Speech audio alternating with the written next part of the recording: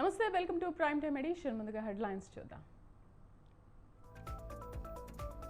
Liquor scam కేసులో Kavitha arrest, ఢిల్లీకి తరలిస్తున్న ఈడీ అధికారులు.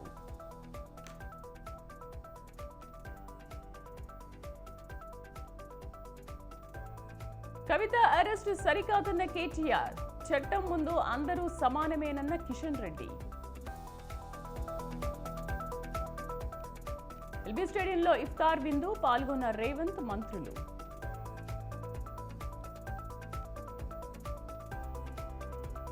రాష్ట్ర భవిష్యత్తు కోసమే పొత్తు, ప్రజలంతా మద్దతివ్వాలన్న అచ్చెన్న. తెలంగాణపై బీజేపీ ఫోకస్, మల్కాజ్గిరిలో Modi road show.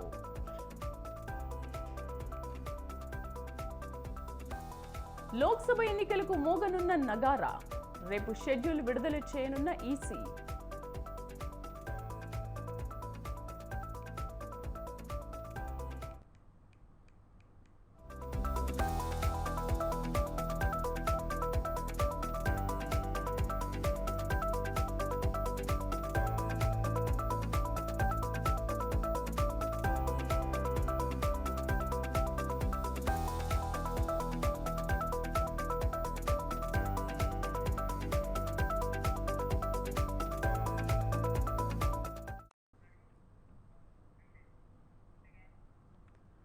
BRS MLC Kalvakuntla కవితను ఈడీ అరెస్ట్ చేసింది. సుదీర్ఘ సోదాల అనంతరం కవితకు అరెస్ట్ నోటీసులు ఇచ్చిన ఈడీ అదుపులోకి తీసుకుంది. ఢిల్లీ నుంచి ప్రత్యేకంగా వచ్చిన 10 మంది ఈడీ అధికారులు ఢిల్లీ లిక్కర్ కేసులో కవిత ఇంట్లో సుమారు 4 గంటల పాటు సోదాలు నిర్వహించారు. పలు కీలకమైన పత్రాలను స్వాధీనం చేసుకున్నారు. అనంతరం కవితను అరెస్ట్ చేశారు. సోదాల సందర్భంగా కవిత, ఆమె భర్త అనిల్ సహాయకులకు చెందిన మొత్తం 16 ఫోన్లను స్వాధీనం చేసుకున్నారు.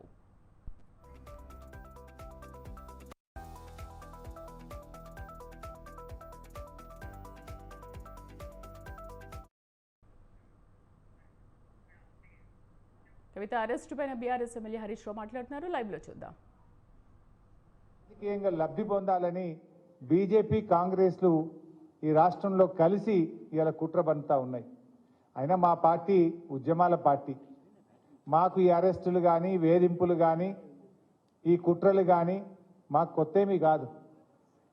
ఇలాంటి ఎన్నో కుట్రలను, అక్రమ కేసులను, అరెస్టులను ఛేదించి తెలంగాణ రాష్ట్రాన్ని సాధించినటువంటి పార్టీ మా పార్టీ.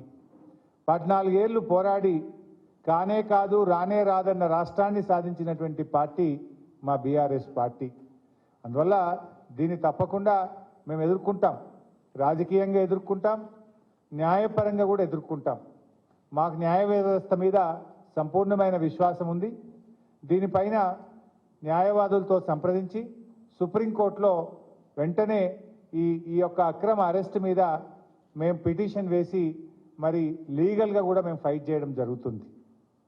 అంటే ముఖ్యంగా మీరు ఇవాళ గమనిస్తే ఈరోజు సుప్రీంకోర్టులో కేసు వచ్చింది. ఈరోజు సుప్రీంకోర్టులో కేసు వస్తే దాన్ని సుప్రీంకోర్టులో 19వ తేదీ అంటే జస్ట్ ఆఫ్టర్ 3 days పోస్ట్ అయ్యి ఉంది. ఇప్పటికే సుప్రీంకోర్టులో ఈడీఏ స్వయంగా చెప్పింది, we will not take any coercive steps అని సుప్రీంకోర్టులో స్వయంగా ఈడీఏ చెప్పింది.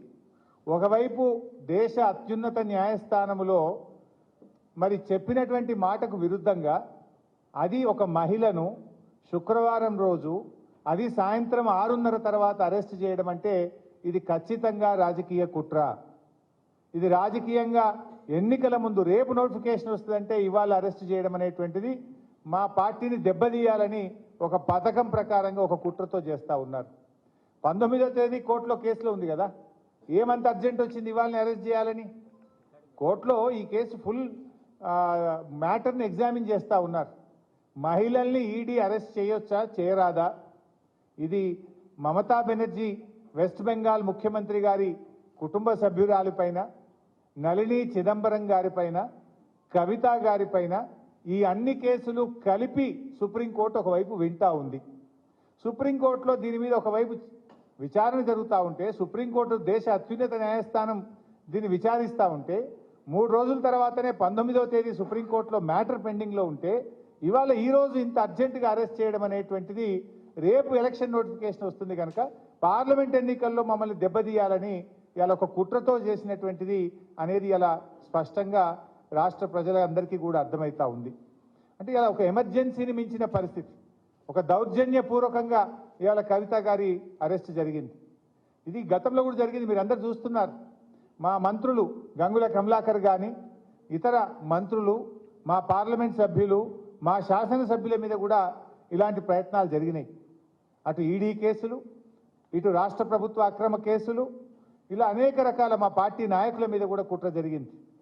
ఒకవైపు మా ఎమ్మెల్యేలను కొనుగోలు చేసే ప్రయత్నం కూడా ఇదే బీజేపీ నాయకులు చేసిన విషయం కూడా మనందరికీ తెలుసు. అంటే ఇది ఒక రకంగా రాజకీయంగా మా మీద కక్ష సాధింపు చర్యలకు పాల్పడతా ఉన్నారు. ఎందుకంటే ఇదంతా కూడా ఒక కక్షతో చేస్తున్నటువంటిదే తప్ప ఇంకోటేం కాదు. ఈ అప్రజాస్వామిక చర్యలకు నిరసనగా ఈరోజు కవిత గారి అరెస్టుకు నిరసనగా రాష్ట్ర వ్యాప్తంగా కూడా రేపు అన్ని నియోజకవర్గ కేంద్రాల్లో పెద్ద ఎత్తున నిరసన కార్యక్రమాలు చేయాలని చెప్పి పార్టీ పిలుపునిస్తూ ఉంది. ఎందుకంటే ఈరోజు ఈ అరెస్ట్ అనేది కేవలం రాజకీయంగా ప్రేరేపితమైంది. 1 సంవత్సరంన్నర కింద కవిత గారిని విట్నెస్ కింద నోటీస్ ఇచ్చారు. ఏడాదిని అర్థం తర్వాత ఇవాళ అక్యూజ్డ్ కింద మేము అరెస్ట్ చేస్తున్నామంటారు. అంటే ఏడాదిని అర్థం ఏం చేసిండ్రు మరి మీరు? ఈ 1.5 year నుంచి ఏం చేసిండ్రు?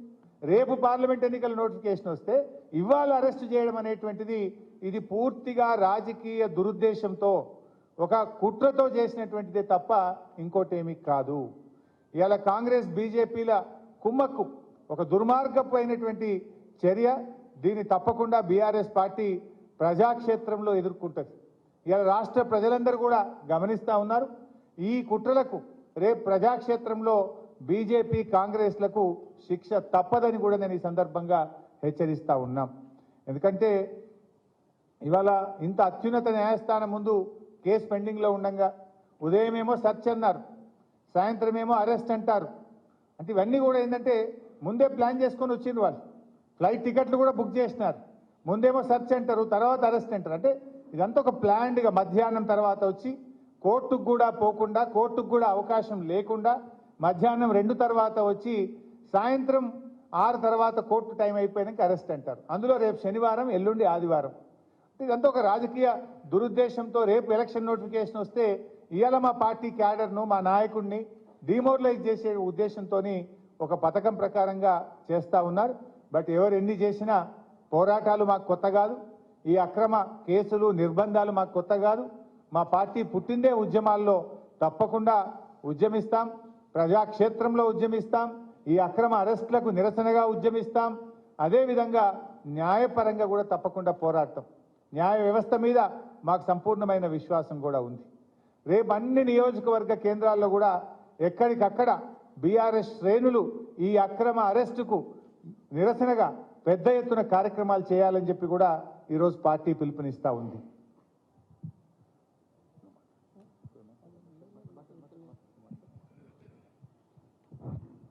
మిత్రులకు నమస్కారం.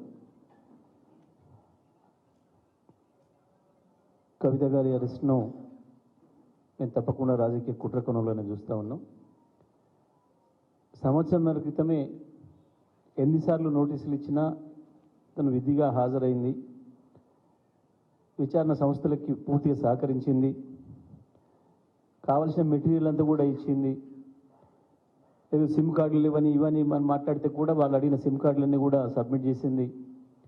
ఆ రోజే స్పష్టంగా ఈమె నిందితురాలు కాదు అనుకున్నాం, కానీ ఈమె సాక్ష్యానికి ఉపయోగపడుతుంది అని చెప్పి పంపించిన వాళ్ళు సంవత్సరంన్నర తర్వాత ఇవాళ హడావుడిగా అరెస్ట్ చేయడం అని అంటే, మోసపూరితమైన అరెస్ట్ చేయడం అంటే, ఢిల్లీ నుంచి వచ్చేటప్పుడే కవిత గారికి కూడా కావాల్సిన టికెట్లు బుక్ చేసుకొని వచ్చినప్పుడేమో మొదలు సెర్చ్ చేస్తూ ఉన్నాం, ఏదైనా మెటీరియల్ ఉందని చూసిపోతామని చెప్పి, మేము ఇంకొక 20 నిమిషాల్లో వెళ్ళిపోతున్నామని చెప్పి, ఆ తర్వాత మాకు ఉన్నతాధికారుల నుంచి ఆదేశాలు వచ్చినాయి, మేము అరెస్ట్ చేయాల్సిందే అని చెప్పి దౌర్జన్యంగా తీసుకుపోవడం అనేది ఇంత మించిన దుర్మార్గ చర్య లేదు. బీజేపీ కేంద్ర ప్రభుత్వ రాజ్యాంగ సంస్థలన్నింటినీ కూడా తనకు అనుకూలంగా పనిచేయించుకుంటుందని, తన జేబు సంస్థలుగా పనిచేయించుకుంటుందని చెప్పడానికి ఇంత మించిన ఆధారాలు ఎక్కడ లేదు. స్పష్టంగా పిఎంఎల్ఏ యాక్ట్ తెచ్చేటప్పుడు దీని నుంచి మహిళలకు మినహాయింపు ఉండాలి అని చెప్పి దాంట్లో చట్టంలో రూపొందించాలని చెప్పి ఆనాడు చర్చ వచ్చింది.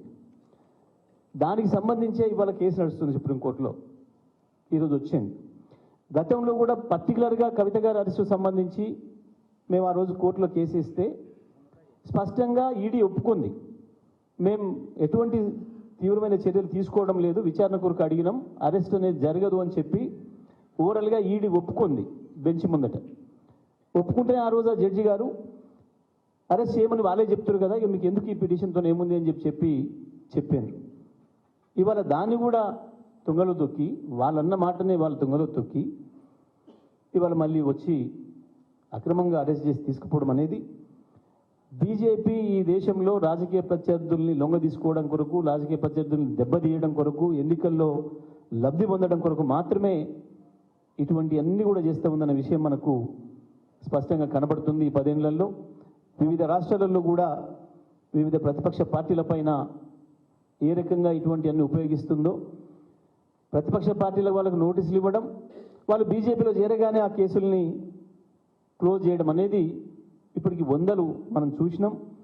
అదే పద్ధతిలో బీఆర్ఎస్ని లొంగ తీసుకోవాలి, కేసీఆర్ గారిని లొంగ తీసుకోవాలన్న ప్రయత్నాలు చేసిండ్రు. కానీ ఈ దేశంలో కేసీఆర్ గారు ఒక్కరు నిలబడిండు ఎదురు. ఇప్పుడు ఇంకా మిగతా వాళ్ళు కూడా ఎదురు నిలబడ్డ వాళ్ళపైన ఎట్లయితే చేస్తున్నారో దుర్మార్గాలు, దౌర్జన్యాలు, అదే పద్ధతుల్లో ఇవాళ మా పైన కూడా చేసినారు తప్ప కవిత గారు తప్పకుండా నిర్దోషిగా తిరిగి బయటకు వస్తారు, అందులో సందేహం ఏం లేదు. సాక్ష్యాలు లేవు అని చెప్పి, ఎటువంటి సాక్ష్యాలు లేవు వీరికి వ్యతిరేకంగా ఈమె సాక్ష్యంగా ఉపయోగపడుతుందని చెప్పిన వాళ్ళు ఇవాళ ఈమె. బీఆర్ఎస్ ఎమ్మెల్సీ కల్వకుంట్ల కవితను ఈడీ అరెస్ట్ చేసింది. సుదీర్ఘ సోదాల అనంతరం కవితకు అరెస్ట్ నోటీసులు ఇచ్చిన ఈడీ అదుపులోకి తీసుకుంది. ఢిల్లీ నుంచి ప్రత్యేకంగా వచ్చిన 10 మంది ఈడీ అధికారులు ఢిల్లీ లిక్కర్ కేసులో కవిత ఇంట్లో సుమారు 4 గంటల పాటు సోదాలు నిర్వహించారు. పలు కీలకమైన పత్రాలను స్వాధీనం చేసుకున్నారు. అనంతరం కవితను అరెస్ట్ చేశారు. సోదాల సందర్భంగా కవిత, ఆమె భర్త అనిల్, సహాయకులకు చెందిన మొత్తం 16 ఫోన్లను స్వాధీనం చేసుకున్నారు. ఓవైపు ప్రధాని మోదీ హైదరాబాద్లో పర్యటిస్తుండగానే కవిత ఇంట్లో సోదాలు, అరెస్టులు చర్చనీయాంశంగా మారింది. కేంద్రం కక్ష సాధింపు చర్యలకు పాల్పడుతోందని గులాబీ నేతలు ఆరోపిస్తున్నారు.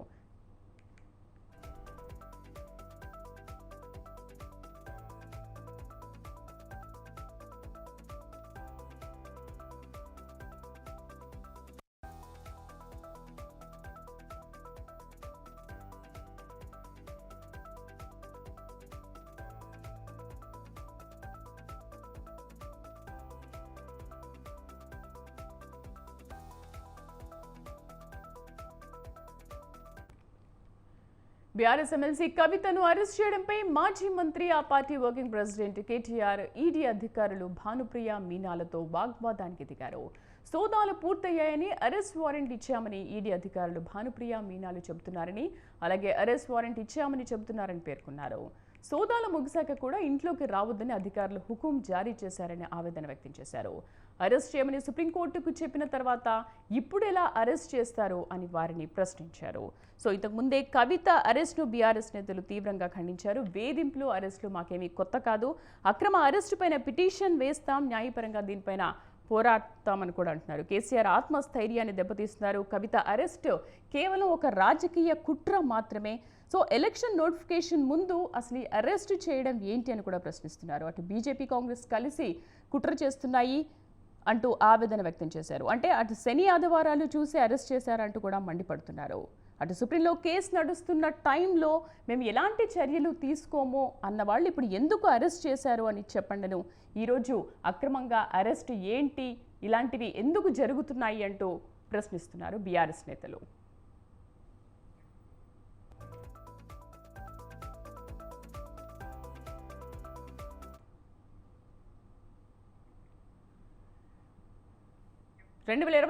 ఢిల్లీ ప్రభుత్వం ప్రవేశపెట్టిన కొత్త లిక్కర్ పాలసీలో అవకతవకలు జరిగిన ఆరోపణలు ఉన్నాయి. గతంలో ఢిల్లీ ప్రభుత్వ హయాంలో జరిగిన మద్యం అమ్మకాలను ప్రైవేటు కంపెనీలకు దారాదత్తం చేస్తూ ఢిల్లీ ప్రభుత్వం పాలసీని మార్చివేసి కొత్త లిక్కర్ పాలసీ తీసుకొచ్చింది. ఈ కొత్త లిక్కర్ పాలసీ కాస్త స్కామ్ వైపుకు దారి తీసిందన్న ఆరోపణల నేపథ్యంలో పలువురు రాజకీయ నేతలు అరెస్ట్ అయ్యారు. ఇంకా పూర్తి సమాచారం కరెస్పాండెంట్ ఉషా అందిస్తారు. ఉషా, ఏంటి అసలు ఈ రాత్రి ఈడీ కార్యాలయంలోనే ఉండనున్నారా?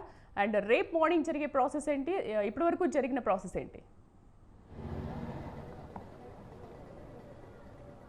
శ్రీదేవి ఢిల్లీ లిక్కర్ స్కామ్కి సంబంధించి కల్వకుంట్ల కవితను ఎమ్మెల్సీ కల్వకుంట్ల కవితను 5 గంటల 20 నిమిషాలకు అరెస్టు చేస్తున్నట్టు ఎన్ఫోర్స్మెంట్ డైరెక్టరేట్ అధికారులు అయితే నోటీసులు ఇవ్వడం జరిగింది. దీనిలో భాగంగా భర్త ఎవరైతే అనిల్కి నోటీసులు ఇవ్వడం జరిగింది. నోటీసుల్లో భాగంగా ఇప్పటికే కవిత నివాసానికి కేటీఆర్, హరీష్ రావు ప్రతి ఒక్కరూ కూడా దీన్ని ఖండించారు. మొత్తం మీద చూసుకున్నట్టయితే రౌస్ అవెన్యూ కోర్టులో రేపు ఉదయం ఏదైతే కవితను ప్రొడ్యూస్ చేసే అవకాశం ఉంటుంది. ఎన్ఫోర్స్మెంట్ డైరెక్టరేట్ అధికారులు రేపు ఢిల్లీలోని ఈడీ కార్యాలయంలోనే ఉంచి రౌస్ అవెన్యూ కోర్టులో తనని హాజరుపరిచిన తర్వాత తదుపరి విచారణకు సంబంధించి ఎన్ని రోజులు కస్టడీకి తీసుకునే అవకాశం ఉంటుంది. ఇన్నాళ్ళు గతంలో చూసుకున్నట్టయితే 2022 డిసెంబర్ 11వ తారీఖున కవితను ఈడీ అధికారులు తన నివాసంలోనే విచారించడం జరిగింది.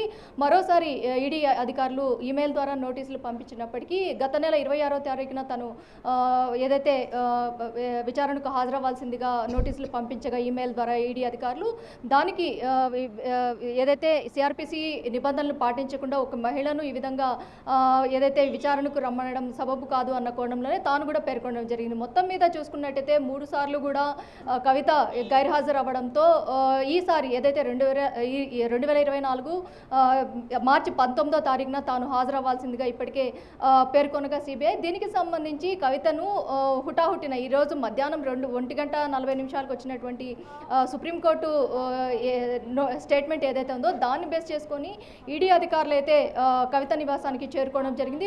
సుమారు 1:30 ప్రాంతంలో ఈడీ అధికారులు బంజారాహిల్స్లోని కవిత నివాసానికి చేరుకొని తనను దాదాపు 4 గంటలుగా విచారించారు. ఏదైతే ఈడీ జాయింట్ డైరెక్టర్ అయినటువంటి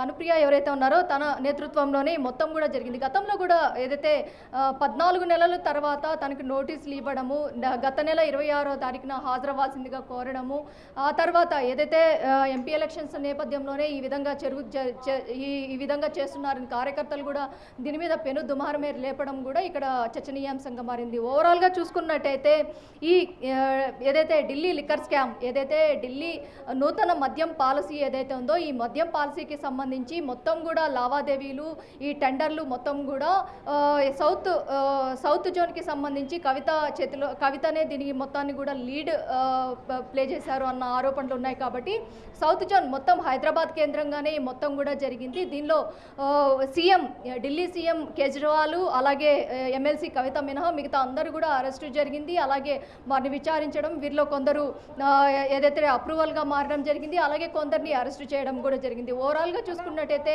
ఈ ఇద్దరు మినహా మిగతా అందరినీ కూడా ఈడీ అధికారులు విచారించడము, సిబిఐ కోర్టులో నమోదైన కేసు ఆధారంగా పిఎంఎల్ఏ యాక్ట్ను ఉల్లంఘించారన్న కోణంలో కోట్లలో నగదు లావాదేవీలు పిఎంఎల్ యాక్ట్ కింద హవాలా రూపంలో చేతులు మారాయన్న కోణంలోనే ఈడీ అధికారులు అయితే కేసు ఈసీఐఆర్ నమోదు చేసుకున్నారు. ఈసీఐఆర్ నమోదు చేసుకున్నటువంటి పోలీసులు వెంటనే తనను ఏదైతే మొదటిసారి ఢిల్లీలో ఈడీ కార్యాలయానికి హాజరైనటువంటి కవిత అని అప్పుడే అరెస్ట్ చేస్తారని ఊహాగానాలు కూడా అందాయి. అప్పట్లో కూడా ఏదైతే తన దగ్గర ఉన్నటువంటి మొబైల్ ఫోన్స్ ఏదైతే ఉన్నాయో మొబైల్ ఫోన్స్ అన్నిటిని కూడా ధ్వంసం చేసింది. దానిలో ఉన్నటువంటి ఐఎంఈఆర్ నెంబర్ని కూడా తను మొత్తం కూడా ధ్వంసం చేసింది.